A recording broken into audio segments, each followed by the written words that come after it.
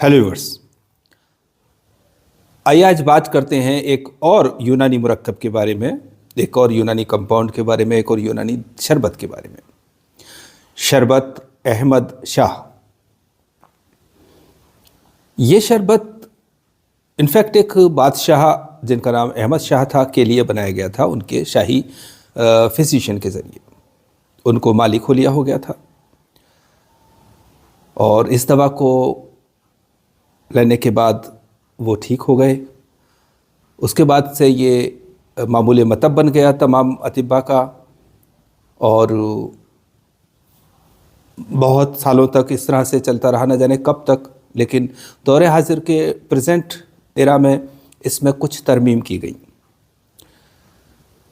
पहले जब ये बनाया गया था उस वक्त इनफैक्ट इसको इस तरह से तरतीब दिया गया था, फॉर्मुलेशन इस तरह से था इसका कि ये तकरीबन हर तरह की, हर मिजाज के माली खुलिया के लिए दिया जा सकता था।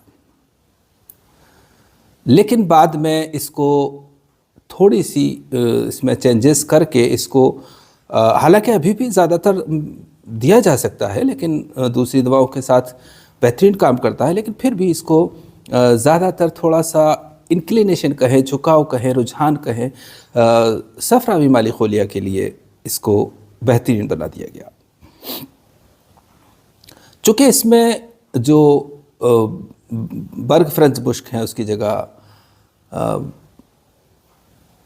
बर्ग बनफशा डाल दिए गए, और जो फ्रेंच बुश्क है उसकी जगह बालंगो डाल दिया गया, और उस्तुखुद्दूस को इसमें से निकाल दिया गया। चूँकि उस्तुखुद्दूस एक गर्म दवा है जो कि बलगम को निकालती है, दिमाग में हरारत पैदा करती है, लेकिन माली खोलिया के अक्सर मरीज़ों की जो शिकायत होती है ये होती है कि उनको नींद नहीं आती है, या बहुत देर से आती है या कम आती है। दिमाग में खुश्की की बातें ज़्यादा होती हैं, और फिर इस दौर में ख़ास तौर से गर्मी की बीमारियाँ, सफरावी मर्ज़ कह लीजिए, हरारत के मर्ज़ कह लीजिए, वो ज़्यादा होते हैं। तो यही देखने में आता है कि माली खोलिया में भी ज़्यादातर इस तरह की गर्मी के केसेस पाए जाते हैं, हरारत के, सफरा के। तो इस तरह से इसमें तरतीब देने के लिए जो बर्ग बनफशा और बाकी तमाम अदवियाँ हैं, लेकिन उस्तुखुद्दूस को निकाल दिया गया ताकि वहाँ से जो बलगम को निकालने की या जो गर्मी पैदा करने की तरतीब है वो ख़त्म हो जाए। तो इस तरह से ये शरबत, पहले हम देखते हैं ये शरबत बनाने की तरकीब, उसके बाद बात करेंगे थोड़ी सी। लीजिए व्यूअर्स, देखिए नुस्खा शरबत अहमद शाह। ये अफ्तीमून 150 ग्राम,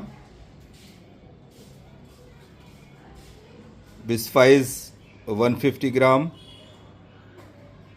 गुल सुर्ख 80 ग्राम्स, गुल नीलोफर 150 ग्राम, बालंगो 150 ग्राम, हलल स्याह 150 ग्राम, गुल बनफशा 100 ग्राम, 100 ग्राम, और ये सना 150 ग्राम, बरगाउजुबा 400 ग्राम,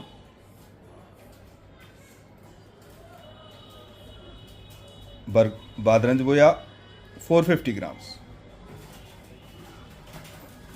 इस तरह से ये कुल नुस्खा शरबत अहमद शाह। शरबत अहमद शाह की मिक़दार खुराक आम तौर से 30 ml पानी के साथ, नॉर्मल सादा पानी के साथ दी जाती है। कभी इसको एक टाइम दिया जाता है, कभी 2 टाइम भी दिया जाता है, और सुबह नाश्ते के बाद भी देते हैं, कभी शाम को और कभी रात को भी देते हैं। रात में अगर कोई और बेहतर माली खोलिया की दवा है, जैसे माजुन माली खोलिया है, तो इसको सुबह कर देते हैं। और सुबह अगर कोई और चीज़ है, जैसे खमीरा ख़ास है, गाउजुबा वाला है, अम्बरी है, ऐसा कोई भी खमीरा है, तो फिर इसको शाम को कर देते हैं।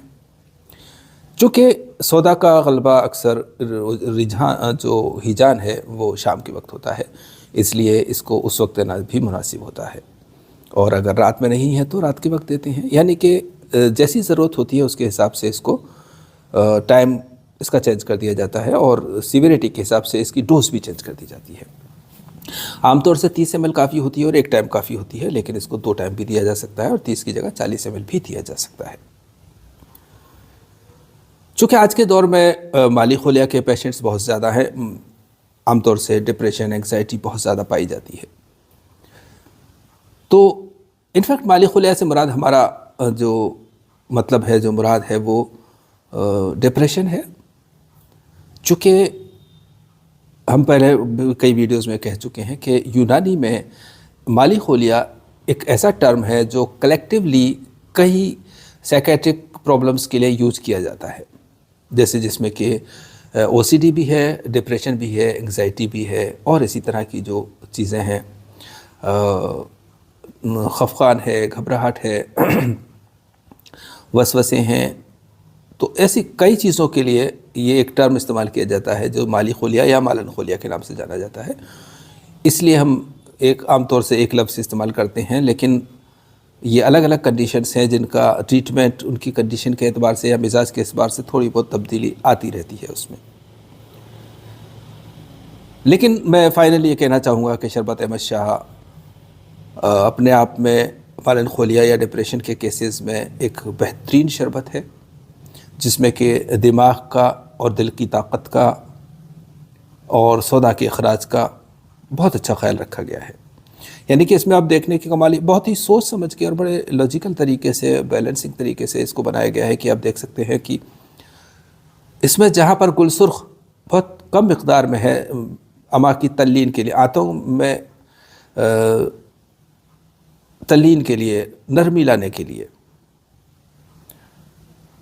لیگزیٹو کے طور پہ، وہیں پر ایک تھوڑی زیادہ خوراک سنا کی ہے جو کہ خلط کا، سودا کا اخراج کرتی ہے۔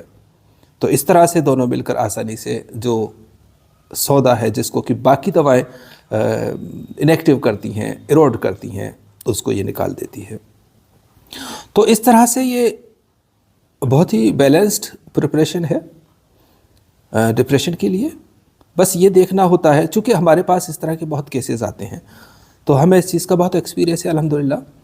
بس یہ دیکھنا ہوتا ہے کہ پیشنٹ کا مزاج کیا ہے، اور پیشنٹ کے کیس کی سیویریٹی کیا ہے، پیشنٹ کی ایج کیا ہے، اس کے حساب سے مالی خلیہ کے ساتھ اور بھی جو باقی دوائیں ہیں وہ چلتی ہیں۔ اکیلا مالی خلیہ ہی سب طرح سے کافی ہوگا ایسا نہیں ہوتا ہے عام طور سے۔ تو فی الحال اتنا ہی، اللہ حافظ۔